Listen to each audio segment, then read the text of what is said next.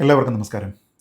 നമ്മുടെ രാജ്യത്തിൻ്റെ താല്പര്യങ്ങൾക്ക് വിരുദ്ധമായി കോൺഗ്രസ് പാർട്ടി പ്രവർത്തിക്കുന്നുണ്ടോ എന്നുള്ള ഒരു ചോദ്യം BJPക്കാർ പലപ്പോഴും ഉന്നയിച്ചിട്ടുണ്ട്. പ്രത്യേകിച്ച് ബാലക്കോട്ട് ആക്രമണം ഉണ്ടായിരുന്ന സമയത്ത് അതിൽ തെളിവുകൾ എവിടെ, എത്ര പേർ കൊല ചെയ്യപ്പെട്ടു, എന്തൊക്കെ നാശനഷ്ടങ്ങളാണ് പാകിസ്ഥാന് നമ്മൾ വരുത്തിയത്, ഇതിൻ്റെ എല്ലാം തന്നെ കൃത്യമായിട്ടുള്ള ഡീറ്റെയിൽസ് തെളിവടക്കം കൊടുക്കണം എന്നുള്ള ഒരു സ്റ്റേറ്റ്മെൻറ്റാണ് അന്ന് കോൺഗ്രസിൻ്റെ പല നേതാക്കന്മാരുടെയും ഭാഗത്തു നിന്ന് ഉണ്ടായത്. അങ്ങനെ ഉണ്ടായിരുന്ന സമയത്ത് അതിനെപ്പറ്റി ക്ലാരിറ്റി വരുത്തുന്നതിന് വേണ്ടി നമ്മുടെ പൊളിറ്റിക്കൽ എസ്റ്റാബ്ലിഷ്മെൻറ്റിനെ വെറുതെ വിട്ടേക്കൂ, പക്ഷേ നമ്മുടെ സൈനിക മേധാവിമാർ വരെ ഇതിനെക്കുറിച്ച് പറഞ്ഞപ്പോൾ പോലും അതിനെ മുഖവിലക്കെടുക്കുന്നതിന് വേണ്ടി കോൺഗ്രസ് തയ്യാറായില്ല. എന്ന് വെച്ചാൽ നമ്മുടെ സൈന്യം പോലും ഒരു പക്ഷേ രാഷ്ട്രീയ പ്രേരിതമായി ചിന്തിക്കുന്നു, അങ്ങനെ പെരുമാറുന്നു, അങ്ങനെയുള്ള പ്രസ്താവനകൾ ഇറക്കുന്നു എന്ന രീതിയിലത്തേക്ക് സംശയിക്കാവുന്ന തരത്തിലുള്ള പ്രസ്താവനകളാണ് അന്ന് കോൺഗ്രസിൻ്റെ പല ഉത്തരവാദിത്തപ്പെട്ട നേതാക്കന്മാരുടെയും ഭാഗത്തു നിന്നുണ്ടായത്. ഇപ്പോഴും സമാനമായിട്ടുള്ള ഒരു സ്റ്റേറ്റ്മെൻറ്റ് ഉണ്ടായിരിക്കുന്നു. പക്ഷേ ഇത്തവണ നമ്മൾ മലയാളികളെ സംബന്ധിച്ചിടത്തോളം കൂടുതൽ ദൗർഭാഗ്യകരമായിട്ടുള്ള കാര്യം അത് കേരളത്തിൽ നിന്നുള്ള കോൺഗ്രസിൻ്റെ ഒരു സ്റ്റേറ്റ്മെൻറ്റാണ്. ആ സ്റ്റേറ്റ്മെൻറ്റ് വന്നിരിക്കുന്നത് അവരുടെ ഔദ്യോഗികമായിട്ടുള്ള എക്സ് ഹാൻഡിലിലാണ്. അത് പാകിസ്ഥാന് ഒരു ആയുധം നൽകുന്ന രീതിയിലത്തേക്കാണ്. പാകിസ്ഥാൻ്റെ പല നേതാക്കന്മാരും പഴയ പല മന്ത്രിമാരുമൊക്കെ തന്നെ ഇതിനോടകം ഇന്ത്യയെ കുറ്റപ്പെടുത്തുക, ഇന്ത്യൻ ഭരണകൂടത്തിനെ കുറ്റപ്പെടുത്തുക എന്നീ ആവശ്യങ്ങൾ നിറവേറ്റുന്നതിന് വേണ്ടി കേരളത്തിൽ നിന്നുള്ള കോൺഗ്രസിൻ്റെ ഈ ഒരു ട്വീറ്റിനെ ഇപ്പോൾ തന്നെ ഉപയോഗിച്ചുകൊണ്ടിരിക്കുകയാണ്. അപ്പോൾ ഈ തീരുമാനങ്ങളുടെയൊക്കെ പിന്നിൽ ആരാണ്, എന്താണ് ഇവരുടെ ലക്ഷ്യം, ഈ കാര്യങ്ങളെക്കുറിച്ചാണ് ഈ വീഡിയോയിൽ പ്രതിപാദിക്കുന്നത്. തുടർന്ന് കാണുക. കേരളത്തിലെ കോൺഗ്രസിൻ്റെ ഈ ട്വീറ്റിൽ പറഞ്ഞിരിക്കുന്നത് പഹൽഗാം എന്നത് പാകിസ്ഥാൻ്റെ അതിർത്തിയിൽ നിന്ന് 200 കിലോമീറ്റർ ഉള്ളിലായിട്ടാണ്. അപ്പോൾ അതുകൊണ്ട് കേവലം അതിർത്തി കടന്നതുകൊണ്ട് മാത്രം ഭീകരവാദികൾക്ക് ഇവിടെ എത്താൻ കഴിയില്ല. അപ്പോൾ അവരെങ്ങനെയാണ് ഇത്രകാലം സഞ്ചരിച്ചത്, അവർക്ക് എവിടെ നിന്നാണ് ഇതുമായി ബന്ധപ്പെട്ട സഹായങ്ങളൊക്കെ കിട്ടിയത്, ഈ കാര്യങ്ങൾക്കെല്ലാം കാര്യമായ മറുപടി ഉണ്ടാകണം എന്നൊരർത്ഥത്തിലാണ് ഈ ഒരു ട്വീറ്റ് ചെയ്തിരിക്കുന്നത്. എന്നാൽ ഈ ഒരു ട്വീറ്റിനെ പല രീതികളിൽ നമുക്ക് വ്യാഖ്യാനിക്കാൻ കഴിയും. ഒന്നാമത്തെ കാര്യം, 200 കിലോമീറ്റർ ഇന്ത്യക്കുള്ളിലാണ് ഈ സംഭവം നടന്നത് എന്നതുകൊണ്ട് തന്നെ അതിർത്തി കടന്നിട്ട് ഒരാൾക്ക് ഇവിടെ വന്നതിന് ശേഷം ഇത് എക്സിക്യൂട്ട് ചെയ്തിട്ട് പോവുക എന്നത് അത്ര നിസ്സാരമായിട്ടുള്ള കാര്യമല്ല എന്ന ഒരു സന്ദേശമുണ്ട്. എന്ന് വെച്ചാൽ അത് പാകിസ്ഥാൻ്റെ ഇൻവോൾവ്മെൻറ്റോട് കൂടി നടന്നിരിക്കുന്ന കാര്യമല്ല എന്നും, മറിച്ച് അത് ഇന്ത്യൻ ഗവൺമെൻറ് തന്നെ ഓർക്കസ്ട്രേറ്റ് ചെയ്തിരിക്കാനുള്ള സാധ്യതയുണ്ട് എന്ന രീതിയിലത്തേക്കും അതിനെ വ്യാഖ്യാനിക്കാം. ഇതേ വ്യാഖ്യാനം തന്നെയാണ് വളരെ കൃത്യമായിട്ട് പാകിസ്ഥാൻ ഇതിനോടകം തന്നെ സ്വീകരിച്ചിരിക്കുന്നത്. ഈ ഒരു ട്വീറ്റിനെ റീട്വീറ്റ് ചെയ്തുകൊണ്ടും അതിനെ ക്വോട്ട് ചെയ്തുകൊണ്ടും ഇതിൽ അഭിപ്രായം പങ്കുവച്ചിരിക്കുന്ന പല പാകിസ്ഥാൻ്റെ നേതാക്കന്മാരും ഭരണകർത്താക്കളും ഒക്കെ തന്നെ പറയാൻ ഉദ്ദേശിക്കുന്നത് ഇതുതന്നെയാണ്. അതായത് കേന്ദ്ര ആഭ്യന്തരമന്ത്രി അമിത്ഷായെ രക്ഷിക്കുന്നതിൻ്റെ ഭാഗമായിട്ടുള്ള ഒരു BJP പ്ലോട്ടാണ്, അത് ഇന്ത്യയിൽ നിന്ന് തന്നെ തകർന്നിരിക്കുന്നു എന്നാണ് ഇവർ ഈ കോൺഗ്രസിൻ്റെ, കേരളത്തിൽ നിന്നുള്ള കോൺഗ്രസിൻ്റെ ട്വീറ്റിനെ ആസ്പദമാക്കിക്കൊണ്ട് പറയുന്നത്. എന്നുവെച്ചാൽ മറ്റൊരർത്ഥത്തിൽ ഇനി ഒരുപക്ഷെ ഇൻ്റർനാഷണൽ ഫോറങ്ങളിലേക്ക് പോകുന്ന സമയത്തും UN പോലെയുള്ള സ്ഥലങ്ങളിൽ പോകുന്ന സമയത്തും എല്ലാം തന്നെ പാകിസ്ഥാൻ ഒരുപക്ഷെ ഉപയോഗിക്കാൻ പോകുന്നത് കേരളത്തിലെ കോൺഗ്രസിൻ്റെ ഈ ഒരു ട്വീറ്റ് ആയിരിക്കും. ഇതിന് കൃത്യമായിട്ടുള്ള കീഴ്വഴക്കങ്ങളുമുണ്ട്. ഉദാഹരണത്തിന് നമ്മൾ ബാലക്കോട്ട് എയർ സ്ട്രൈക്ക് നടത്തിയപ്പോൾ അതിൽ സംശയം പ്രകടിപ്പിച്ചുകൊണ്ട് കോൺഗ്രസിൻ്റെ പല നേതാക്കന്മാരും ആ സമയത്ത് പരസ്യമായിട്ടുള്ള അഭിപ്രായം പറഞ്ഞിരുന്നു.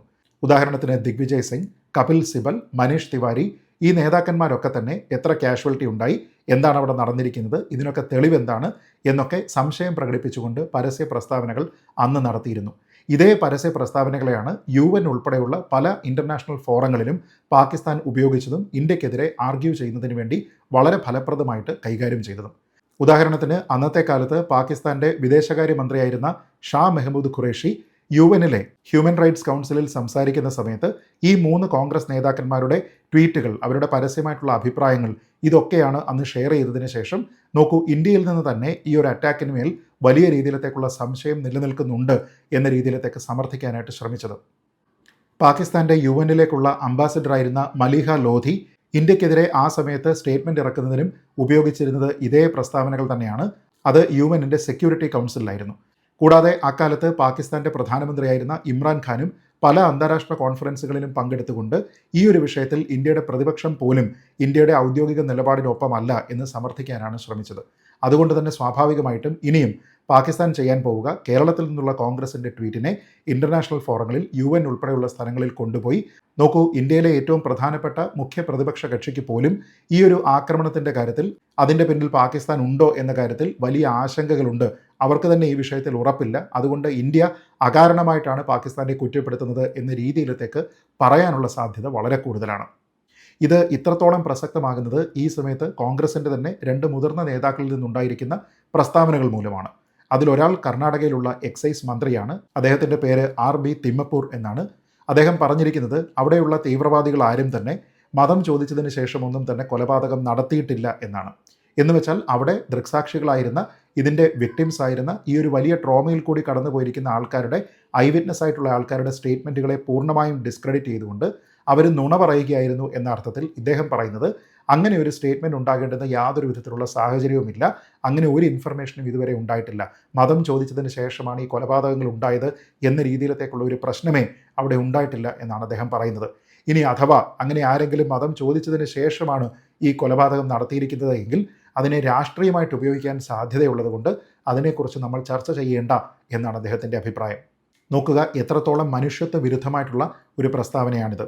വളരെ ട്രോമാറ്റിക് ആയിട്ടുള്ള ഒരു എക്സ്പീരിയൻസിൽ കൂടി കടന്നു പോയിരിക്കുന്ന ആ ഐ വിറ്റ്നസ് ആയിട്ടുള്ള ആൾക്കാരുടെ അനുഭവത്തിന് യാതൊരു വിധത്തിലുള്ള പ്രാധാന്യവും നൽകാതെ അവർ നുണ പറയുകയാണ് എന്ന രീതിയിൽ അവർ പറഞ്ഞിരുന്ന പ്രസ്താവനകളെ ഒന്നും തന്നെ വിലക്കെടുക്കാതെ അവരെ കൂടി കുറ്റപ്പെടുത്തിക്കൊണ്ടാണ് ഈ രീതിയിലത്തേക്കുള്ള ഒരു സ്റ്റേറ്റ്മെൻറ്റ് പറയുന്നത്. എന്തുകൊണ്ടാണ് ഈ ഇൻഫർമേഷൻ അവിടെ ലഭ്യമല്ല എന്ന് അദ്ദേഹം പറഞ്ഞിരിക്കുന്നത് എന്നറിയില്ല. ഈ ഐ വിറ്റ്നസ് ആയിട്ടുള്ള ആൾക്കാരെല്ലാം പറഞ്ഞിരിക്കുന്ന സ്റ്റേറ്റ്മെൻറ്റുകളൊന്നും തന്നെ അദ്ദേഹം ഇതിനോടകം തന്നെ കണ്ടിട്ടില്ലേ എന്നുള്ള കാര്യത്തിൽ സംശയമുണ്ട്. അതേപോലെ തന്നെയാണ് ഒരർത്ഥത്തിൽ കേരളത്തിലെ കോൺഗ്രസിൻ്റെ സ്റ്റേറ്റ്മെൻറ്റും വന്നിരിക്കുന്നത്. ഈ തീവ്രവാദികളെല്ലാം തന്നെ തിരിച്ചുപോയി എന്നാണ് അവർ പറയുന്നത്. എന്തർത്ഥത്തിലാണ് അങ്ങനെ തിരിച്ചു പോയത് എന്നിവർ പറയുന്നതെന്ന് എനിക്കറിയില്ല.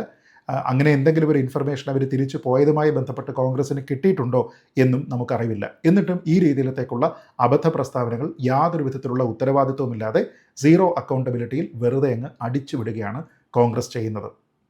അതേപോലെ തന്നെയാണ് മഹാരാഷ്ട്രയിൽ നിന്നുള്ള കോൺഗ്രസിൻ്റെ MLA ആയിട്ടുള്ള വിജയ് വഡേറ്റിവാർ ഒരു മോശമായിട്ടുള്ള പ്രസ്താവന നടത്തിയിരിക്കുന്നത്.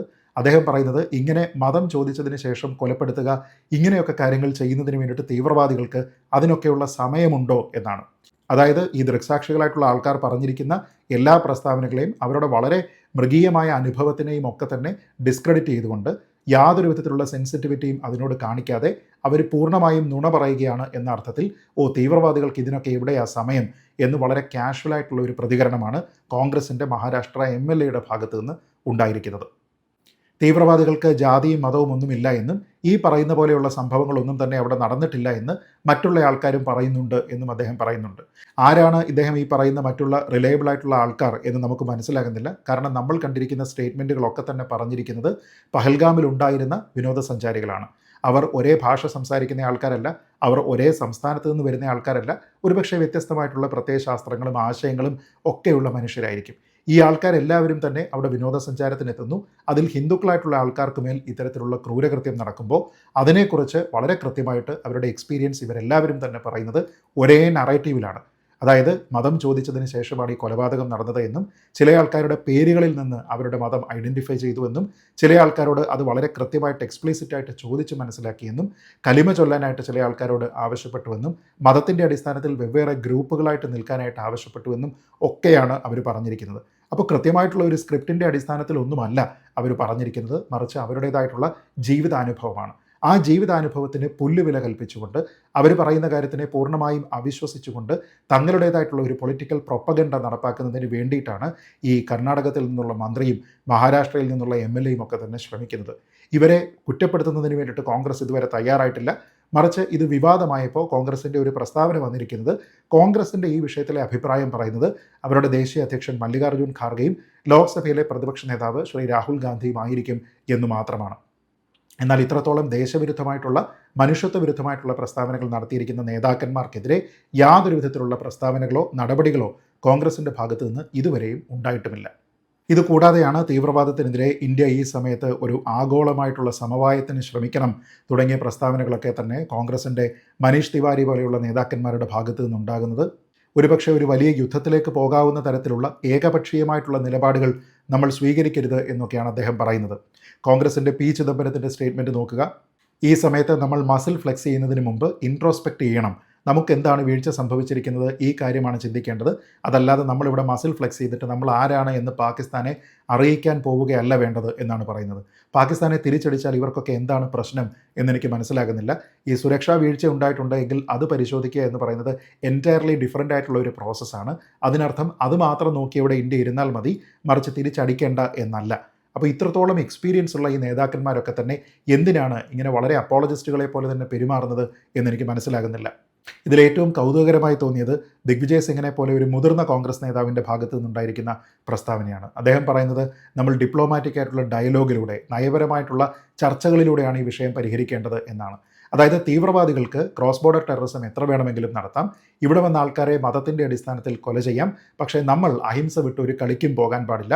നമ്മളിവിടെ ഇരുന്നതിന് ശേഷം ആൾക്കാരോട് സമാധാന ചർച്ചകൾ നടത്തുക, അതല്ലാതെ നമ്മുടെ സൈനിക ശേഷി കാണിക്കേണ്ടുന്ന സമയത്ത് അത് ഉപയോഗിക്കേണ്ടതില്ല എന്നൊക്കെ പറയാനായിട്ട് ഇവർക്ക് എങ്ങനെ കഴിയുന്നു എന്നെനിക്കറിയില്ല.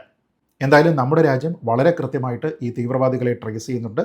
ഈ ആൾക്കാരുടെയൊക്കെ തന്നെ ഐഡൻറ്റിറ്റി ഇതിനോടകം തന്നെ മനസ്സിലായിട്ടുണ്ട്. ഇവരിൽ പല ആൾക്കാരും നേരത്തെ തന്നെ മാസങ്ങൾക്ക് മുമ്പ് തന്നെ ഇന്ത്യയിൽ എത്തിയതാണ് എന്നതിനെക്കുറിച്ചും അവർക്ക് തദ്ദേശമായിട്ടുള്ള പല പിന്തുണകളും കിട്ടിയിട്ടുണ്ട് എന്നും അവർക്ക് ഗൈഡുകളായിട്ട് പ്രവർത്തിച്ചിരുന്ന ആൾക്കാരുണ്ടായിരുന്നു തുടങ്ങിയ കുറേയധികം വിവരങ്ങൾ ഇതിനോടകം തന്നെ ദേശീയ മാധ്യമങ്ങൾ പുറത്തു കൊണ്ടുവന്നിട്ടുണ്ട്. അതുകൊണ്ട് ഇവരെയെല്ലാം തന്നെ കൃത്യമായി ടാർഗറ്റ് ചെയ്തതിന് ശേഷം അതിശക്തമായിട്ടുള്ള ഒരു സൈനിക നടപടി പാകിസ്ഥാന് മേൽ ഉണ്ടാകും എന്നുള്ള പ്രതീക്ഷയാണ് ദേശസ്നേഹികളായിട്ടുള്ള ഭാരതീയർക്കുള്ളത്. അതിന് വിഘാതമാകുന്ന ഒരു പ്രസ്താവനയും കോൺഗ്രസിൻ്റെ ഭാഗത്ത് നിന്ന് ഉണ്ടാകാതിരിക്കുക എന്നുള്ളതാണ് ഒരുപക്ഷെ ഈ സമയത്ത് കോൺഗ്രസിന് ചെയ്യാൻ കഴിയുന്ന ഏറ്റവും നല്ല കാര്യം. അത് ചെയ്യാനുള്ള വെളിവ് കോൺഗ്രസിൻ്റെ നേതാക്കന്മാർക്കും ആ പ്രസ്ഥാനത്തിന് നേതൃത്വം നൽകുന്ന ആൾക്കാർക്കും ഉണ്ടാകട്ടെ എന്ന് പ്രത്യാശിച്ചുകൊണ്ട് പ്രാർത്ഥിച്ചുകൊണ്ട് ഈ വീഡിയോ അവസാനിപ്പിക്കുന്നു. ജയ് ഹിന്ദ്.